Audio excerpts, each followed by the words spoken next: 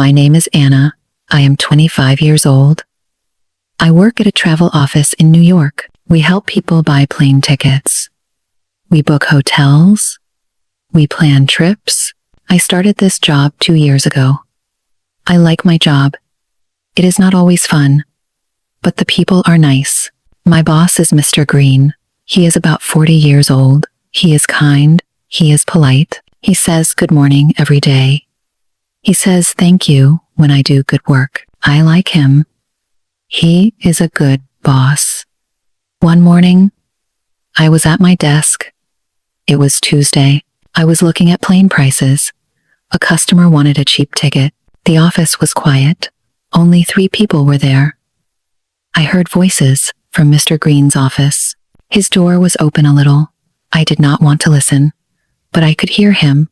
He was talking on the phone. He said, "She is amazing. She is perfect. I really like her." I stopped working. I looked at his door. Was he talking about me? He said more words. "She works hard. She is smart. She has good energy. I watch her work every day." My eyes got big. Was this really about me? Was Mr. Green talking about me? He said he liked me. He said I was perfect. He said I was the one. I remembered last week. He smiled at me. I gave him a report.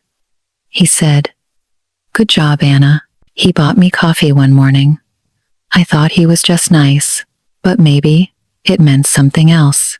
Last month was my birthday. He gave me chocolate. He said, "Have a happy day." I thought it was just kind, but now I thought maybe he liked me. I looked around the office. Nobody saw anything. I tried to work, but my mind was full of thoughts. Was Mr. Green in love with me? At lunch, I sat with my friend Kate. She works at the front desk. We always eat together. We sit in the small break room. I looked at her. I said quietly, "Kate, I think our boss likes me." She looked at me. "What? Are you sure?" I said I heard him talking. He said I was perfect. He said I had good energy. He said he likes me. Kate's eyes got big. "When did this happen?" "This morning," I said. He was on the phone. The door was open. I did not want to listen, but I heard everything. Kate smiled. "Wow, that is big news. Maybe he really likes you." I felt scared and happy. What do I do? Kate laughed. "Maybe he will ask you out. Maybe he wants to tell you something."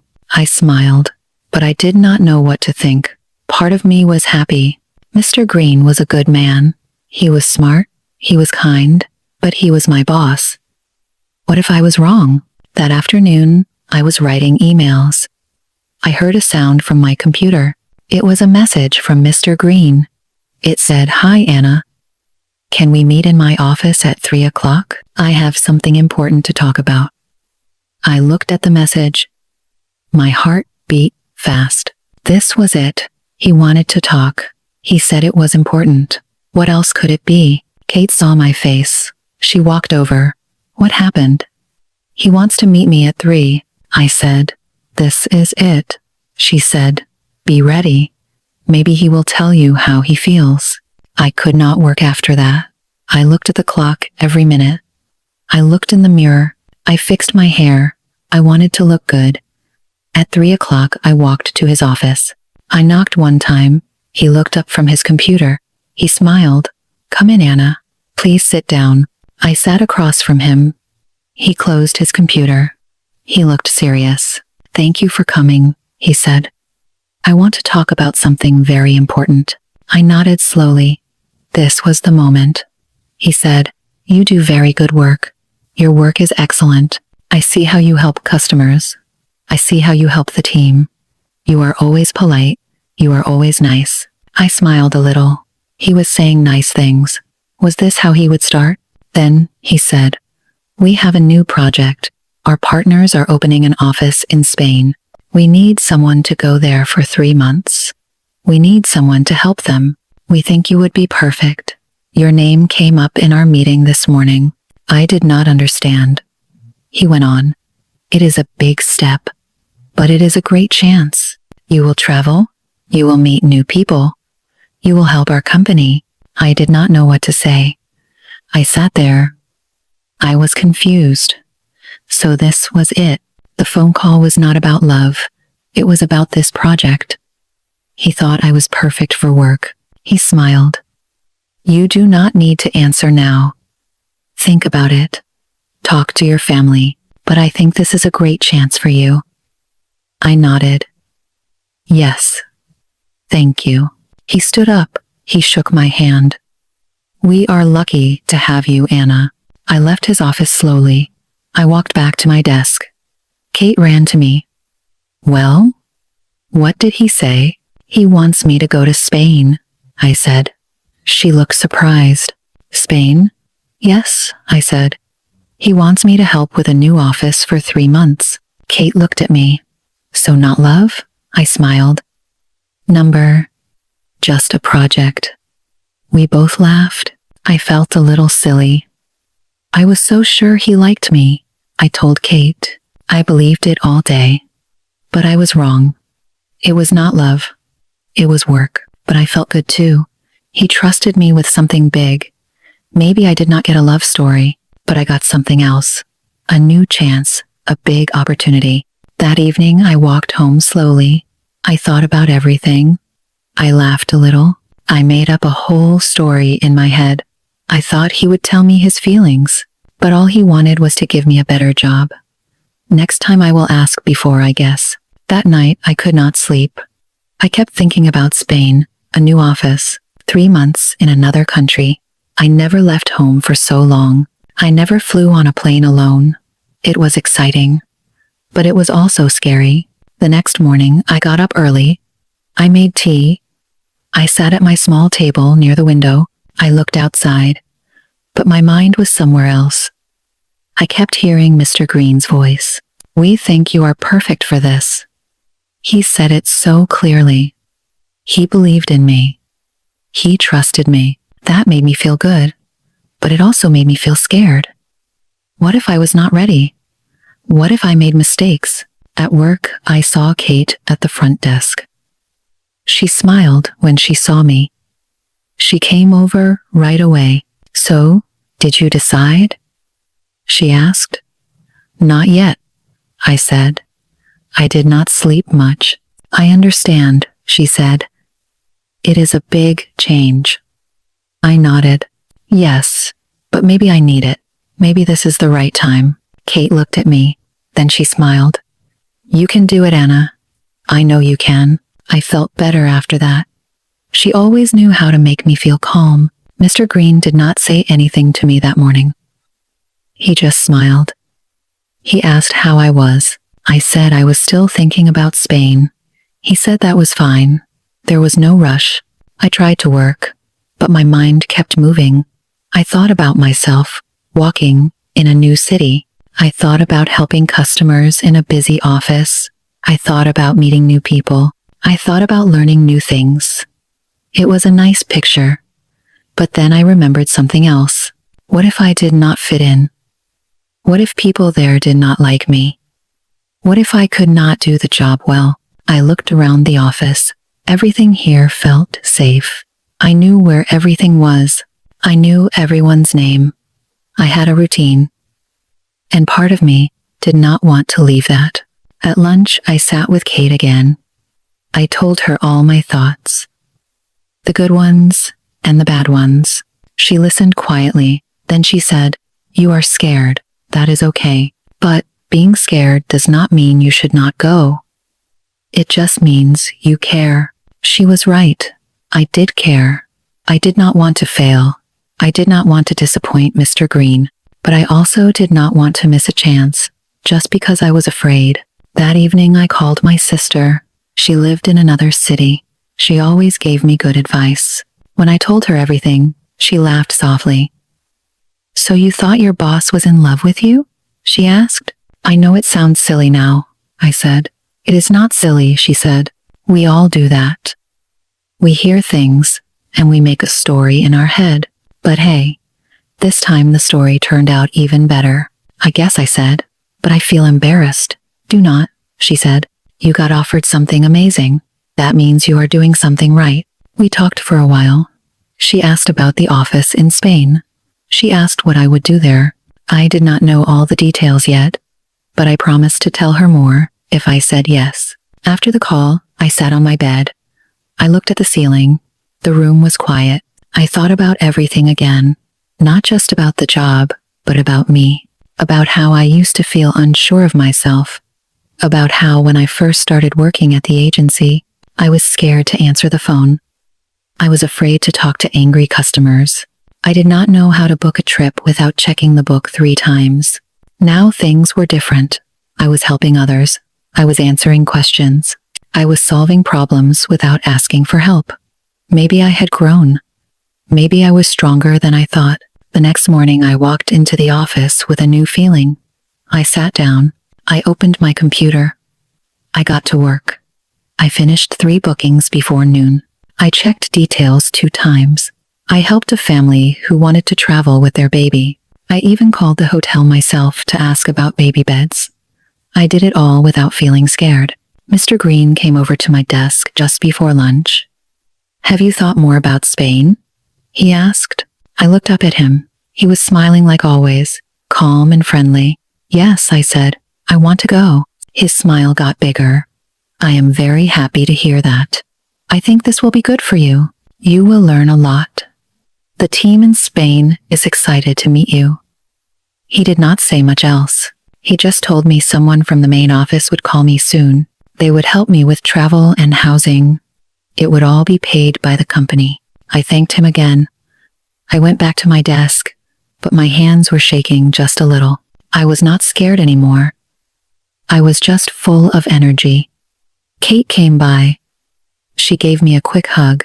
I will miss you, she said. I am not leaving forever, I said with a smile. Still, she said, you are my lunch friend. Spain better be worth it. I laughed. I promised to send her pictures. The next few days passed quickly. I got an email from the Spain office. They sent me my plane information. They sent me a welcome note. They said I would help train some new workers. I felt proud. I was not just going to learn, I was going to teach. On Friday, Mr. Green called me into his office again. This time, he was not alone. There was a woman sitting beside him. She stood up. She said her name was Maria. She was the regional director. She shook my hand. She said, "We have heard many good things about you." I thanked her. She nodded. This project is important. We need someone who can lead by example. She smiled at me. Then she looked at Mr. Green. I think you made the right choice. He smiled back. She is exactly what we need. I smiled too. But inside, I felt something different. Not the kind of feeling I had when I thought he was in love with me. This time I just felt proud of myself. Not for being chosen, but for growing into the kind of person who could be chosen. The day of my flight came faster than I expected. One moment, I was printing tickets and writing emails. Next, I was standing at the airport with my small suitcase and a travel folder in my hand. It was my first time flying alone. I checked everything 2 times. My passport, my hotel details, my welcome letter. I took a deep breath. I walked to the gate. On the plane, I sat by the window. The city looked smaller and smaller as we took off. I felt nervous again, but it was a calm kind of nervous. I did not know what to expect, but I was ready. When I arrived in Spain, a driver met me at the airport. He held a sign with my name. He smiled. He helped me with my bag. The car ride was quiet, but I looked out the window the whole time. The city was bright and full of life. I saw shops and cafes.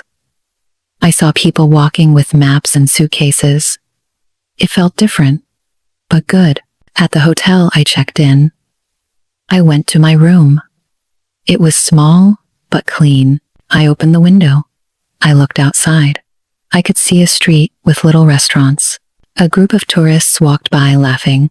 It made me smile. The next morning, I walked to the travel agency branch. It was just a few blocks away. The building was white with large windows. A woman met me at the door. She said her name was Sophia. She was the team manager there. "We are so happy you are here, Anna," she said. "Let me show you around." She introduced me to everyone.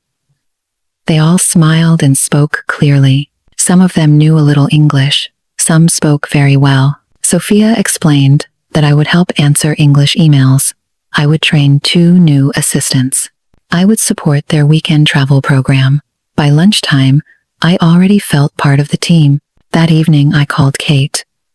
"You made it," she said. "How is Spain?" "It is beautiful," I said, "and the people are nice." "Good. But do not fall in love with another boss," she joked. I laughed. "Do not worry. I learned my lesson." We talked for a few more minutes. Then I told her I had to go. I wanted to get some rest. The days in Spain went fast. I worked from Monday to Friday. Every day I helped the new assistants. I showed them how to use the booking system. I answer their questions. Sometimes I make mistakes, but I did not feel bad. Everyone was patient. Everyone helped each other. On the weekends, I walked around the city. I visited the park near the river.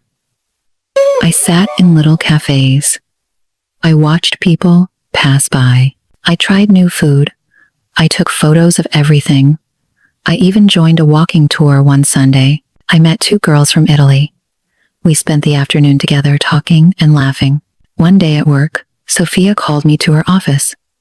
She asked me to sit down. "Anna," she said, "you have helped us a lot. You are kind and clear. The new staff really like learning from you." I smiled. "Thank you. That means a lot." She continued. "We would like to ask you something. It is not official yet, but we are thinking about a training role. Someone who visits all our branches to support new teams. It would mean more travel, not just Spain, maybe Portugal or France, too." I looked at her. I was surprised. "Me?" She nodded. "Yes, you work well with others. You stay calm. You explain things clearly. You do not need to say yes now, but I wanted you to know we are thinking about it." I thanked her. I went back to my desk. I could not stop smiling. That evening, I sat in my hotel room. I thought about how much had changed. Just a few weeks ago, I was sitting at my desk back home. I was thinking my boss liked me. I told Kate. I made up a whole story in my head, but that story was wrong. Still, it led me here. Sometimes we hear something and we think we understand, but we only hear a part. We do not know the whole picture. That is what happened to me. I thought I heard the truth. I thought I knew what Mr. Green meant, but I did not. And I am glad I did not. Because if I had been right, maybe nothing would have changed. Maybe I would still be sitting at my desk, waiting for something special to happen. But now, I was the one doing something special. 3 months later, I flew home. My team in Spain gave me a little party on my last day. They gave me a card and some chocolates. They gave me a photo of the whole team together. We all hugged before I left. Sophia said, "Remember, the door is always open." Back in my city, I went straight to the office to say hello. Kate ran to hug me as soon as she saw me. "You look different," she said.